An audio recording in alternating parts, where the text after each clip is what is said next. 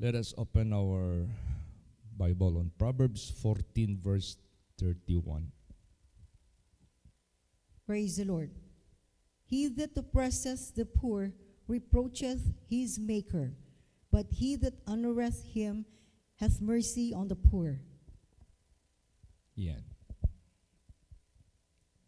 So makikita po natin yung bagay-bagay na makapagbibigay karangalan sa ating Maker. Karangalan. Ibig sabihin niyan, we please God. At dito rin ay pwede rin tayong hahakbang na makapagbibigay kapahiyaan sa ating Maker o reproach to our Maker. Ano yun? Ano itong mga bagay na ito? Para ano yung nakaka-reproach sa ating Maker? Yun ang huwag nating gawin. Ano naman din yung nakapagbibigay honor sa Kanya? Yun din ang gagawin natin. Sinasabi po dito, he that oppresseth the poor reproacheth his Maker. Ang Maker dito, this is not our parents, but ang Maker dito is the Creator, the living God who made us all. So ibig sabihin niyan, meron tayong connection with Him at meron din siyang connection sa atin. Meron siyang reaction sa mga ginagawa natin sa sanglibutang ito, sa ating mga actions. Kaya kinakailangan maging pino yung ating mga actions na magbibigay ito ng karangalan sa ating buhay na Diyos. At sinabi po dito, he that oppresseth the poor reproacheth his Maker. Ano yung oppress? Yung bang mga pobre, tapos you are in the higher authority, you are doing something that is crushing them. Inaano mo talaga sila. Yung pinapahirapan mo sila, inaapi mo sila, hindi mo sila tinitingnan na sila rin ay giginhawa. Gusto mo lagi sila ang nasa baba at sinasamantala mo sila. Tulad ba nangyari sa Egypt? Oppression yun. Ginawa silang slaves. Pinapabigat yung kanilang mga trabaho para hindi na sila mag-multiply. Sobra yung burden na binibigay sa kanila. They are being oppressed by the higher authority which is the Pharaoh. Now, ganun din sa buhay natin, huwag nating gawin yun. Never nating gawin sa ating kapwa. Kung sino man yung mga taong nakababa sa atin, meron man tayong mga kasambahay, meron man tayong mga nasa baba natin, huwag natin silang gawa ng ganun. But let us treat them kindly. Let us treat them with mercy. Yung mga kaawaan natin sila. Bigyan natin sila ng pagkakataon na mahiahon kahit pa man sa kahirapan. Bigyan natin sila ng pagkakataon na marating din nila yung kaginhawaan na ating nalalasap if in case binigyan tayo ng Diyos ng pagkakataon. Kaya, he that oppresseth the poor reproacheth his Maker, but he that honoreth him hath mercy on the poor. Gusto mong ma-honor yung Maker, mabigyan ng karangalan, maawa ka sa mga mahihirap. Pag sinabing naaawa ka sa mahihirap, you are showing kindness, mercy, compassion. Kaya ganun. So itong happy sharing program natin, dito natin mapapakita yung ating mercy sa mga naghihirap na makatulong tayo, makapagbigay tayo. Instead, we let them suffer.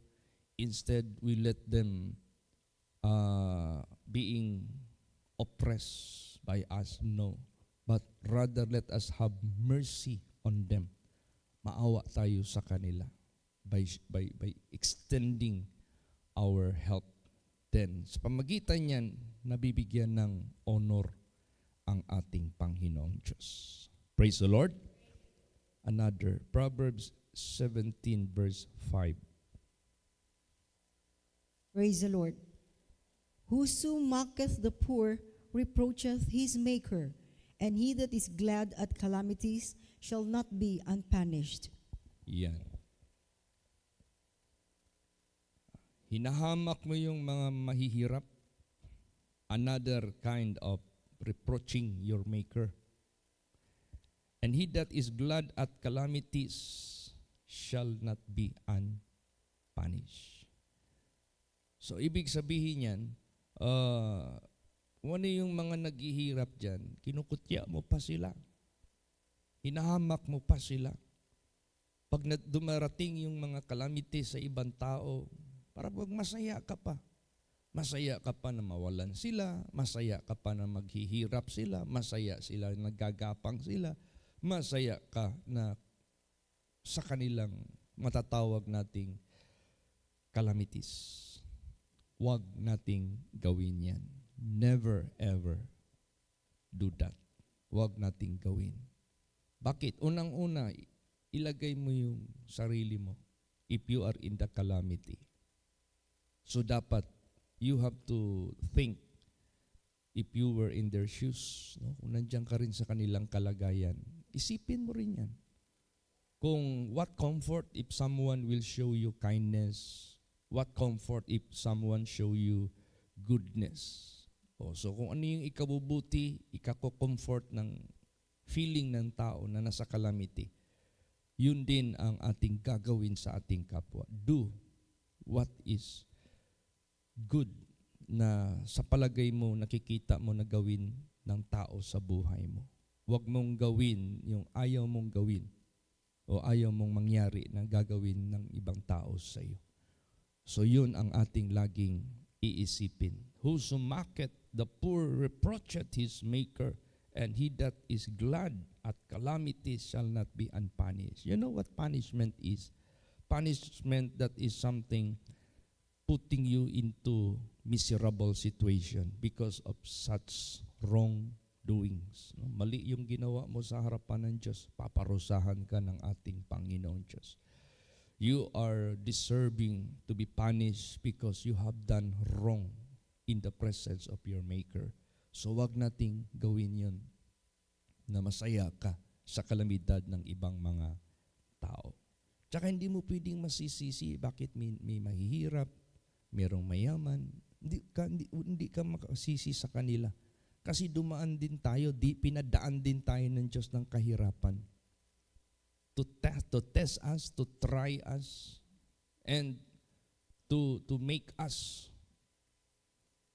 to understand every situation sa buhay ng tao sa sanglibotang ito. Kasi pag hindi natin dinaanan yan, hindi natin maunawaan yung kanilang nafe-feel.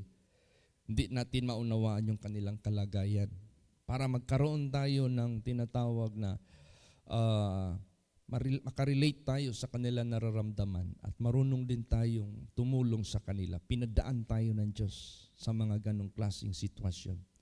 Para kung sakaling makita ng Diyos na tayo ay karapat-dapat ng tulungan at pagpalain ng Diyos, tayo na nakakakita ng mga tao na naranasan natin yung kahirapan nila, marunong tayong umunawa, marunong tayong makibagay sa kanila. Yan yung ginawa ni Lord Jesus Christ. Binaba niya ang kanyang sarili, inilagay niya ang kanyang sarili sa sanglibotang ito to be with us, to help us, to uphold us, and to bring up us from the miry clay. So, ganun. So, lahat, mahirap man, mayaman man, wala kang mapagsisihan yan. Bakit? Basahin natin. Proverbs 22, verse 2. Praise the Lord. The rich and poor meet together. The Lord is the maker of them all. Ayan. The rich and poor meet together. The Lord is the maker of them all. Ang Diyos ang lahat ng lumalang sa kanila. Ibig sabihin yan, gagawa siya ng poor to test or to try the people. Gagawa siya ng mayaman to test also and to try the people. If you are poor, you must be willing to suffer and to be contented. If you are rich, you must be rich in good works. So, pare-pareho yan, ginawa yan ng ating Panginoong Diyos. But kailangan alam natin what to deal with God sa Kanyang pinagkaloob sa atin na kalagayan. Praise the Lord. So let us be always guided, no, by the character of God. No? Magpag-guide tayo lagi sa karakter ng Diyos upang saan man tayo ilalagay ng Diyos. Sa poverty man, alam na natin what to do. Sa rich situation man, alam na natin what to do. Both of this, God is the maker. So kailangan alam natin lahat ano man dapat nating gagawin. So, to God be the glory. Alam mo kasi merong Diyos na tumitingin talaga dito sa sanglibotang ito. Siya talaga yung nag-weigh, yung nagtitimbang ng ating mga kilos, ng ating mga gawa. Basahin natin. Proverbs 22, 22 and 23. Praise the Lord. Rob not the poor, because he is poor, neither oppress the afflicted in the gate. For the Lord will plead their cause and spoil the soul of those that spoiled them. Iyan. Huwag mong nakawan ang mga pobre. Pobre na nga na nakawan mo pa. Naghihirap na nga sinasamantala mo pa dahil siya'y pobre. Masyado mo na siyang inaalipin. Masyado mo na siyang ino-oppress. Naalaala ko yung si Brother Willie, na kapatid natin na yumao na rin. Meron pong kapitalista na nagbigay sa kanya ng kapital sa kanyang negosyo, yung junk shop. Grabe yung oppression ginawa ng kapitalista sa kanya. Dinaya siya. Kahit pa man sa paniningil, kahit nakapagbayad na siya, dinubli-dubli talaga. Sobrang oppression ang binigay sa kanya. Yumaman na nga yung tao sa pagkalakal niya, para bagang naging asset siya ng kanyang amo. Sinamantala pa siya ng sinamantala ng mayaman na yan. He opened it unto me. Yung binuksan niya sa akin yung matter na yan. Kinuwento niya lahat sa akin. Sobrang oppressed siya. Ninakawan pa siya. Pobre na nga siya, ninakawan pa siya. Kaya sabi diyan, rob not the poor, because he is poor, neither oppress the afflicted in the gate. Afflicted na nga. Nandyan na nga sa kahirapan, sa kapalaran nila. Ino-oppress mo pa sila. Ibig sabihin yan, sinasamantala mo pa sila. Tulad niyang mga negosyante. Minsan pag magbili ako dyan sa palengke, bigla may magtabi sa akin. May dalang notebook. Tapos may inaabot sa kanila na nilibo by thousands. Yung mga negosyante dyan, akala mo marami silang benta. Doon lang yan nila binibigay yan sa arawan nila. Yung tinatawag nila na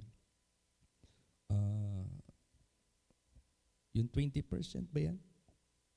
Oo. Arawan. Opresyon yan. Kawawa yung tao para yung binubuhay nila sa negosyo nila, yun ang negosyante. Usury, kumbaga pa, sobrang pagsamantala. Kaya, for the Lord will plead their cause and spoil the soul of those that spoil them. Tingnan mo, meron pala itong consequence. Ang Diyos, magkakaroon ng tinatawag na for their cause, meron siyang gagawin doon sa mga nag-i-spoil sa kanila. They will be spoiled also. Makukunan din sila. Kaya matindi ngayon ang nangyayari sa sanglibotang ito. Never be part of it among those who oppress the poor, but rather show kindness and mercy. And that is how we honor our Maker. That is how we please our Maker. At bibiyayaan ka ng Diyos. Meron pa dito, basahin natin Ecclesiastes 5 verse 8. Praise the Lord. If thou seest the oppression of the poor and violent perverting of judgment and justice in a province, marvel not at the matter. For he that is higher than the highest regardeth, and there be higher than they. Yan. May mga taong ganun.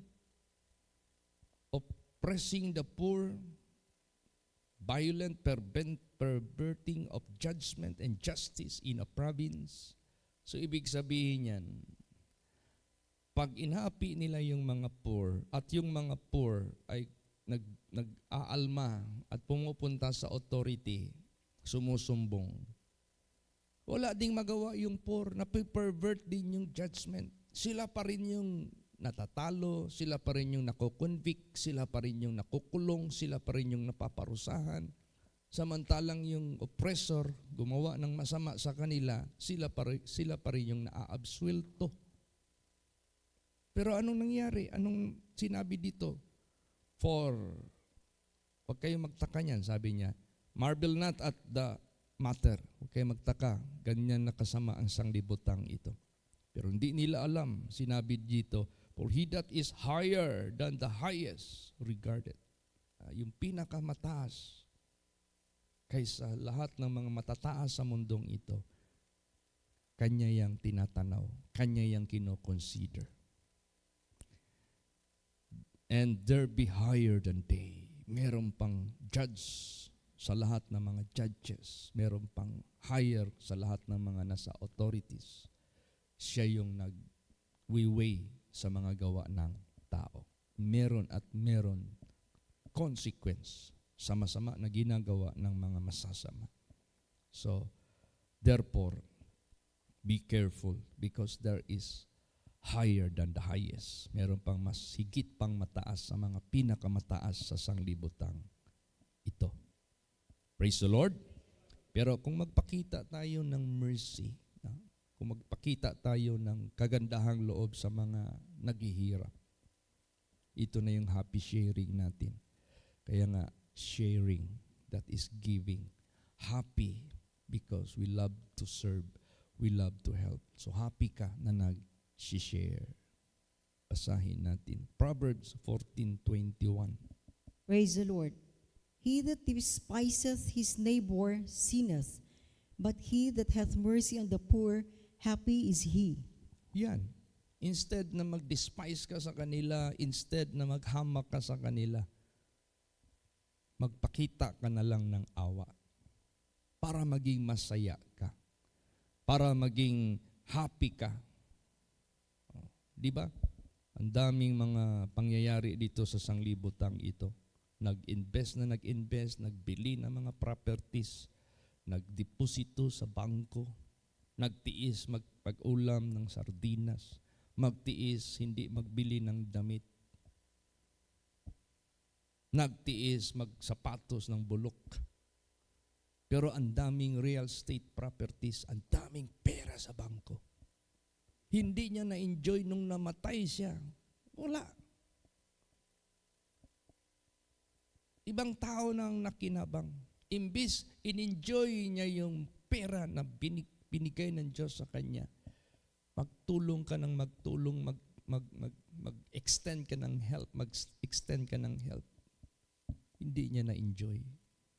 Kaya, malungkot yung kanyang kamatayan. Inalipin lang siya ng pera. Imbis alipinin mo yung pera, gamitin mo to help, gamitin mo to show mercy para mas masaya ka. But anyway, God will make you more richer. Papayamanin ka pa ng Diyos. Kasi na-please mo yung Maker eh. Praise the Lord. Basahin natin. Proverbs 19:17. Praise the Lord. He that hath pity upon the poor lendeth unto the Lord, and that which he hath given will he pay him again. Yan. Pag ikaw ay nagpakita ng kagandahang loob sa mga naghihirap, para kang nagpapahiram sa Panginoon. O, di ba ang mga tao pumipili ng pinapahiram? Bakit? Dahil ikaw nangangailangan din. Bakit ka nagpahiram? Imbis na yung priority mo sa buhay mo, unahin mo, nag-sacrifice ka, nagpahiram ka para magamit ng naghihirap. Pero bakit piliin mo yung papahiramin mo na bumabayad? Kasi nangangailangan ka rin. Now, sino ang magandang pahiramin? Ang Diyos.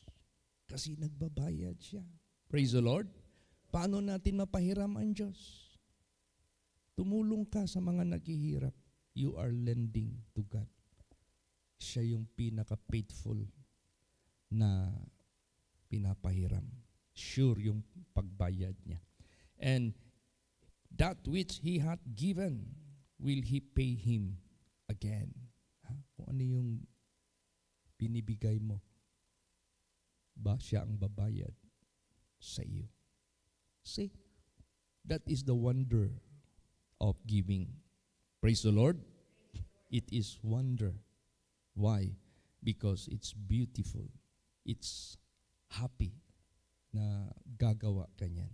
Ibig sabihin niyan, you will never lose your reward. At maliban na happy ka pa na gumagawa dito sa sanglibutang ito, lalo kang happy pagdating ng panahon. Nandoon ka na sa presensya ng Diyos. Basa Matthew 25:40. Praise the Lord. And the king shall answer and say unto them, Verily I say unto you, inasmuch as ye have done it unto one of the least of these my brethren, ye have done it unto me. Diba nagtanong yung mga righteous? Nagsabi ang Panginoong Diyos sa kanila, Well done, thou good and faithful servant. They are being appreciated, they are being praised, they are being rewarded. Because you have done this. When I was hungry, you fed me. Lahat-lahat na. Sabi ng mga righteous, Lord, when we saw you in such situations, nung nandoon pa kayo sa sanglibutang ito, nung ginawa nyo ito, among the least of the people, sa akin nyo yun ginawa. So, hindi ka magsisi if you have done this. Praise the Lord. But you will be happy. You will be appreciated. You will be rewarded up in heaven. So, dalawa ang magiging effect nito. Happy ka pa sa sanglibutang ito, lalo't nang masaya ka mamaya pagdating ng panahon sa second life. Kaya, napaka-sarap mamuhay sa direksyon ng ating Panginoong Diyos. But there was a time na si Lord Jesus Christ na-hurt, nasaktan siya sa ginagawa ng iilan ng kanyang mga disciples. Basahin natin anong matter yan. Sige. John 12:8. Praise the Lord. For the poor always ye have with you, but me ye have not always. Yan. Kasi sinisita nila yung babae na nagpakita ng kagandahang loob sa ating Panginoong Kristo. She broke the alabaster box with such precious ointment to be anointed to our Lord Jesus Christ. Sabi ng treasurer ba yun ni Lord Jesus? Sabi niya, what waste is this? This ought to be sold and to be given to the poor. Bakit sinabi ni Jesus dito, for the poor always you have with you? Not really. He is concerned for the poor. But this is just his alibis. Kaya ang mga tao sa sanglibutang ito, anumang alibis na gagawin natin, God knows. Praise the Lord. Alibay man lang ito. Merong nakalagay dyan sa next verse, when in fact he was not concerned for the poor, but he is concerned to his own purse. Binubulsa niya pala for his own benefit. Tingnan mo, for the last moment, si Jesus na ang kanyang pinipirahan. He betrayed our Lord Jesus for the price of 30 pieces of silver. So, alibay lang yun. O kaya, sa buhay natin, if you are really concerned to the poor, do it by heart. Praise the Lord. Gawin mo buong puso. Iba yun. Iba itong sinabi ni Lord Jesus dito. Alibay lang yun. Hindi yun totoong concern siya sa poor. Kaya, to God be the glory. Pasalamatan natin dahil si Jesus Christ ang model natin. Basahin natin. 2 Corinthians 8:7 hanggang 9. Praise the Lord.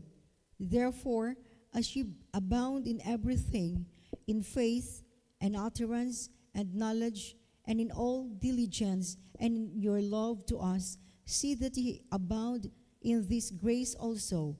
I speak not by commandment, but by occasion of the forwardness of others, and to prove the sincerity of your love. For ye know the grace of our Lord Jesus Christ, that though he was rich, yet for your sakes he became poor, that ye through his poverty might be rich. Ayan. Kumbaga pa, be complete. No? Complete, maging kompleto ka. Kung nag-abound ka sa lahat ng mga bagay, sa pananampalataya, sa pananalita, sa kaalaman, sa kasipagan, sa pag-ibig, tingnan nyo ng husto na mag-abound din kayo sa grasya, biyaya, generosity, giving, sharing. That is about all grace, showing favor to others. I speak not by commandment, but by occasion of the forwardness of others, to prove the sincerity of your love. Prove the sincerity of your love. There is no such love without giving. Praise the Lord. Walang pag-ibig na walang pagbibigay. For ye know the grace of our Lord Jesus Christ, that though he was rich, yet for your sakes he became poor, that ye through his poverty might be rich. So this is how he shared. This is how he gave his own self. Jesus is so gracious to all of us. Praise the Lord. So yun din ang ating gagawin. And this is how we love the sincerity of our love. Di ba yung mga babae, they always find or seek the sincerity of the love of their husband or boyfriend. Masyado nilang observant o observer sila sa lalaki na totoo kaya ang pag-ibig nito sa akin. Pero naka 1 year naman kami sa aming relasyon, wala man lang token of love na binigay niya sa akin. Kahit man lang nagbigay ng hairpin, wala man. O kaya nagbigay man lang ng shampoo, wala man. O kaya nagbigay man lang na maliit na pabango, wala man. Wala man lang binigay sa akin na kahit maliit na powder. O di ba ang babae, umahanap yan siya ng sincerity of the love of the man. Ganun pala din ang Diyos sa atin. Prove the sincerity of your love. Praise the Lord.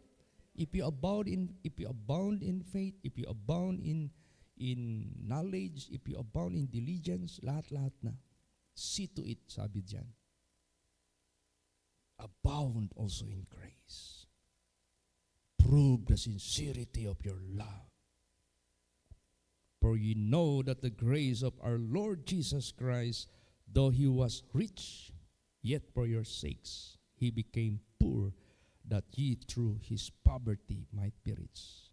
Alam din niya how to empty himself for the benefit of others. Alam din niya how to deduct marunong din siyang mag-minus sa sarili niya for the benefit of others. Ganon din, marunong din tayo magkuha ng something para din sa benefit ng iba. Last verse, 1 John 4:21. Praise the Lord. And this commandment have we from him, that he who loveth God love his brother also. Yan. Say, if you really love God, you also love your brothers or sisters. Yan ang kanyang commandment na ating nakuha mula sa Panginoon, na siya na umiibig sa Diyos, umiibig din sa kanyang kapatiran. Kaya to God be the glory. Huwag tayong mag-alinlangan sa ating pledge. Huwag tayong mag-alinlangan sa pag-support sa Happy Sharing Program. Huwag tayong mag-alinlangan kahit paman. This is a good work before the presence of God, and this is how God proved our love and sincerity sa ating paglilingkod sa Diyos. Praise the Lord. Magsitayo po ang lahat. Let us all pray. Hallelujah.